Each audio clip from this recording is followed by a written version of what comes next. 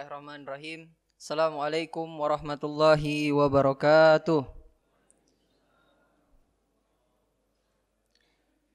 Alhamdulillah wassalatu wassalamu ala Rasulillah Sayyidina wa maulana Muhammad ibni Abdillah wa ala alihi wa sahbihi wa mawalah. Asyhadu an la ilaha illallah wahdahu la syarikalah wa asyhadu anna Muhammadan abduhu wa rasuluhu la nabiyya ba'dah. Allahumma salli ala sayyidina Muhammadin nabiyil ummiyi wa ala alihi wa sahbihi wa barik wa sallim. Rabbi shrah li sadri wa yassir li amri wahlul 'uqdatam min lisani yafqahu qawli. Pertama yang kami hormati para pengurus masjid yang insyaallah dirahmati oleh Allah Subhanahu wa taala.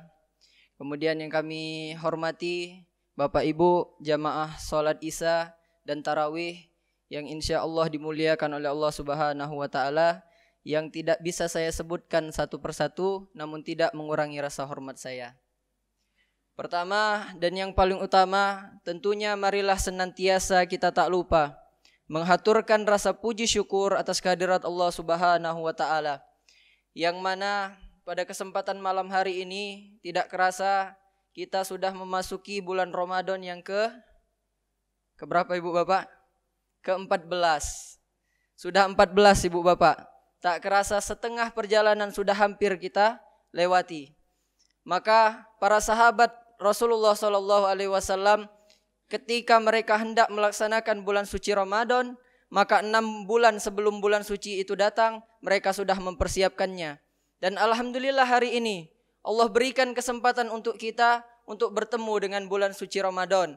Mereka berdoa supaya dipanjangkan umurnya untuk bertemu dengan bulan suci ini. Maka ini nikmat yang sungguh sangat luar biasa. Kemudian setelah 6 bulan mereka selesai melaksanakan bulan puasa, maka mereka berdoa supaya amal ibadah mereka selama bulan puasa diterima oleh Allah Subhanahu wa taala. Maka malam hari ini kita berdoa semoga puasa yang sudah kita laksanakan mendapatkan imbalan pahala yang luas dari Allah Subhanahu wa taala, yang akan menjadi pemberat timbangan amal kita ketika kita menghadap Allah Subhanahu wa taala di hari perhitungan kelak.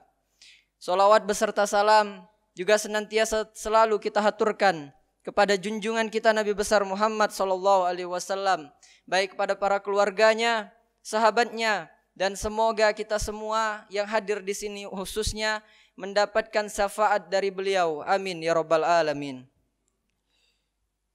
Baik Ibu Bapak, jamaah salat tarawih yang dirahmati oleh Allah Subhanahu wa taala. Sebelum saya menyampaikan kultum saya pada malam hari ini, saya ingin menyampaikan bahwasanya sebenarnya malam hari ini saya menggantikan Ustadz Farhan. Namun karena beliau ada urusan, maka beliau meminta untuk kami menggantinya.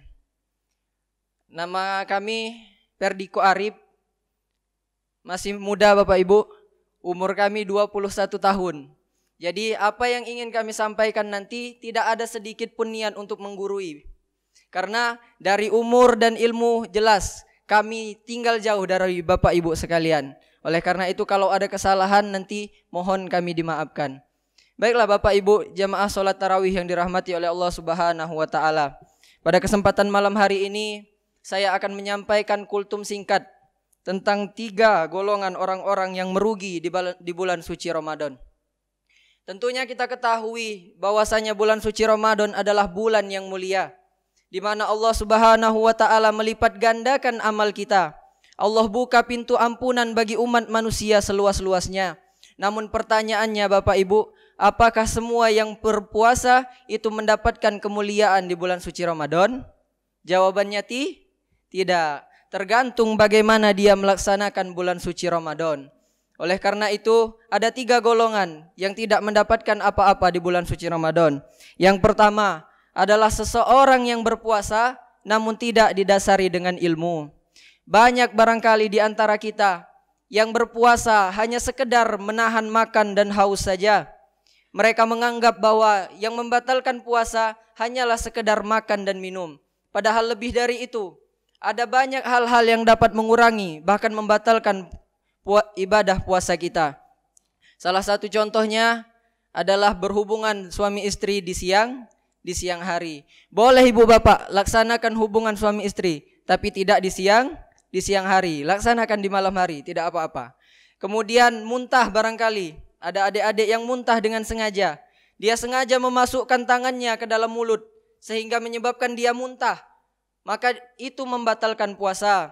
Kemudian ada juga yang membatalkan puasa, yakni memasukkan sesuatu di dalam lubang yang 5 yang kita miliki. Yang pertama adalah mulut. Jadi memasukkan sesuatu ke dalam mulut itu sebenarnya tidak apa-apa. Kumur-kumur di bulan suci Ramadan tetap sunnah hukumnya ibu bapak. Silahkan dilaksanakan. Tapi yang jadi masalah kalau kumur-kumurnya 3 kali, yang keluarnya cuma 2, itu yang jadi masalah. Nah, maka silahkan kumur-kumur, tidak apa-apa. Karena itu tetap sunnah dari Nabi SAW. Itu yang pertama. Kemudian yang kedua, memasukkan sesuatu ke dalam lubang telinga. Di mazhab kita Imam Syafi'i, dibatasi bahwasanya yang dapat membatalkan puasa kita adalah memasukkan sesuatu melebihi daripada telinga bagian luar. Di mana telinga bagian luar? Telinga bagian luar, ibu bapak punya jari kelingking. Jari kelingking ini ibu masukkan ke dalam telinga, maka bagian yang paling masuk dari kelingking inilah yang disebut dengan bagian luar telinga. Ketika dia melebihi batas itu, maka dia membatalkan puasa. Jadi barangkali kalau ada yang ketika sudah masuk waktunya berpuasa, kemudian dia membersihkan telinga menggunakan katembat, maka itu membatalkan puasa ibu bapak, karena dia sudah masuk ke dalam telinga bagian dalam. Kalau telinga bagian luar silahkan, tidak apa-apa. Itu yang pertama. Jadi kalau kemarin ada mungkin yang membersih telinga pakai itu, ngerasa gatal telinganya, maka itu tidak apa-apa kalau tidak tahu. Dan sekarang sudah tahu, maka semoga bisa kita amalkan sama-sama. Kemudian yang ketiga, memasukkan air lewat lubang hidung. Kita kenal namanya sunnah ketika wudhu itu istinsyak, memasukkan air ke dalam hidung kemudian dikeluarkan lagi. Itu tetap sunnah ibu bapak, tidak apa-apa, laksanakan saja. Tapi jangan melebihi daripada itu. Ketika ada rasa panas di dalam hidung ketika kita istinsyak, maka itu masih tidak apa-apa. Tapi ketika dia melewati itu, maka itu dapat membatalkan puasa. Kemudian yang keempat, memasukkan sesuatu melewati lubang belakang. Nah, kalau barangkali ada ibu bapak yang dia punya sakit ambeien atau untuk melancarkan buang air besarnya, banyak obat yang digunakan caranya dimasukkan ke dalam lubang di belakang. Ketika waktunya puasa sudah tiba, ibu bapak tidak boleh lagi melakukan itu. Karena dia sudah masuk ke dalam bagian yang tidak diperbolehkan dalam mazhab kita Imam Syafi'i. Kemudian memasukkan dari depan, sesuatu dari depan. Ini penting kami sampaikan untuk ibu-ibu khususnya yang ahwat, bahwasanya ketika membersihkan bagian area itu ketika bulan suci Ramadan, maka secukupnya saja. Gunakan punggung dari tangan, kemudian jangan terlalu masuk. Karena kalau dia terlalu masuk itu dapat membatalkan puasa. Itu artinya ada banyak hal-hal yang dapat membatalkan puasa kita. Seandainya kita berpuasa tanpa dirasari dengan ilmu, maka kita akan serampangan Bapak Ibu dalam berpuasa. Kita akan banyak melakukan pelanggaran-pelanggaran yang kita tidak ketahui. Akibatnya keberkahan dari bulan suci Ramadan tidak kita dapatkan. Itu yang pertama. Kemudian yang kedua adalah mereka yang berpuasa namun tidak mampu menjaga lisannya dan tidak mampu menjaga pandangannya. Ujian kita ibu bapak hari ini, khususnya untuk anak-anak muda, seringkali ketika kita membuka handphone, niat kita tidak ingin membuka hal-hal jorok. Tapi tiba-tiba ketika scrolling IG, scrolling TikTok, ada ibu-ibu yang lagi joget. Maka itu sebenarnya harus dihindari. Kemudian menahan mulut kita untuk tidak menggunjing, tidak membuka aib kita, memfitnah dan lain sebagainya. Tapi ibu-ibu kita ini pintar pula, ngerasa dak boleh ngomongi aib wong, mulutnya dak ngomong ibu bapak, tapi mukanya, bu, jingok topinya. Nah, itu juga dak boleh ibu bapak. Maka kita tinggalkan. Puasa itu secara bahasa artinya menahan. Banyak yang harus kita tahan, bukan hanya sekedar makan dan minum, tetapi juga menahan hawa nafsu kita, pandangan kita, tingkah laku kita, dan lain sebagainya. Kemudian yang terakhir, yang ketiga, mereka yang berpuasa dengan tujuan untuk bermalas-malasan. Ini banyak terjadi. Ada mereka yang ikut sahur, kemudian bangun ketika hendak berbuka. Memang ada riwayat yang mengatakan bahwasanya tidur di bulan suci Ramadan adalah ibadah. Tapi ibadah yang seperti apa dulu? Kalau seharian kerjanya cuma tidur, maka itu akan jauh dari pahala dari Allah Subhanahu wa taala. Justru dia akan mendapatkan dosa karena dia tidak melaksanakan solat dan lain sebagainya. Para ulama menggambarkan bahwasanya manusia yang dia berpuasa namun tidak melaksanakan solat itu ibaratkan seorang manusia yang berjalan di bumi Allah, dia menggunakan baju tapi tidak menggunakan celana.